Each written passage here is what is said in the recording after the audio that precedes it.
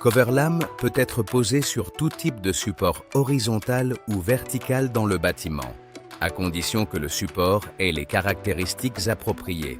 Avant de commencer la pose du revêtement de sol, il faut s'assurer de disposer de tous les outils nécessaires pour travailler.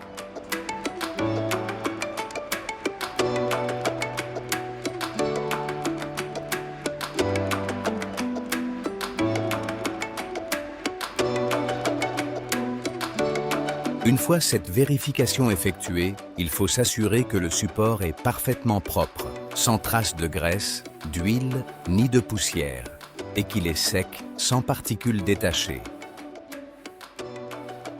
Il convient également de vérifier que la surface est plane, stable, sans fissure et que les temps de prise recommandés ont été respectés. Enfin, il faut vérifier qu'elle possède la dureté et la résistance mécanique adaptées à l'usage prévu. Il faut toujours réaliser les joints périphériques et les joints de dilatation requis et de respecter les joints de structure.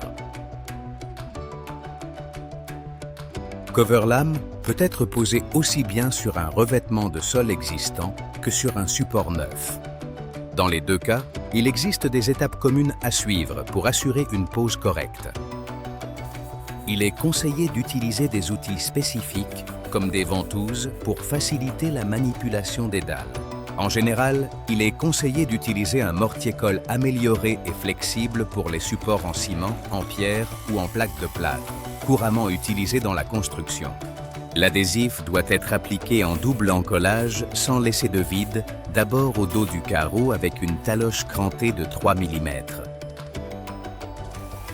Ensuite, sur le support à l'aide d'une taloche de 6 à 9 mm, en veillant à bien couvrir également les coins et les bords afin d'éviter toute poche d'air entre le support et le carreau.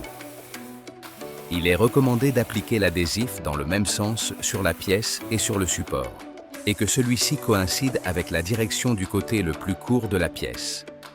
Une fois les carreaux posés sur le support, il faut éliminer les poches d'air en déplaçant légèrement le carreau à l'aide de ventouses et en tapotant avec une taloche en caoutchouc ou à l'aide d'un vibreur compacteur. Il faut toujours vérifier la parfaite adhérence des coins et des arêtes. Ensuite, des croisillons sont placés aux extrémités des carreaux pour créer le joint souhaité.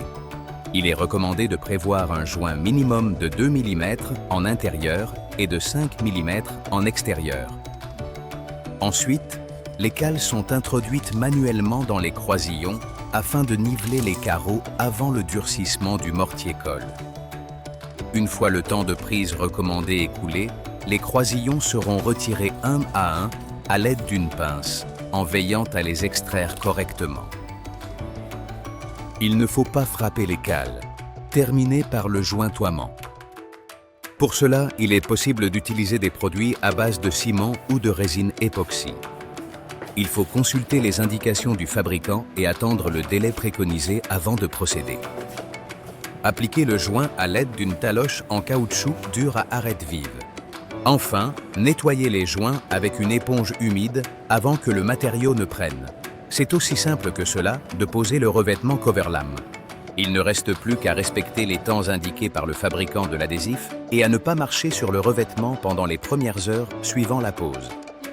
Coverlam est un produit idéal pour les rénovations, car il peut être facilement posé sur des murs et des sols déjà existants, en les recouvrant sans nécessité de démolition, évitant ainsi les désagréments du chantier comme le bruit, la poussière et les gravats, tout en réduisant le temps d'exécution.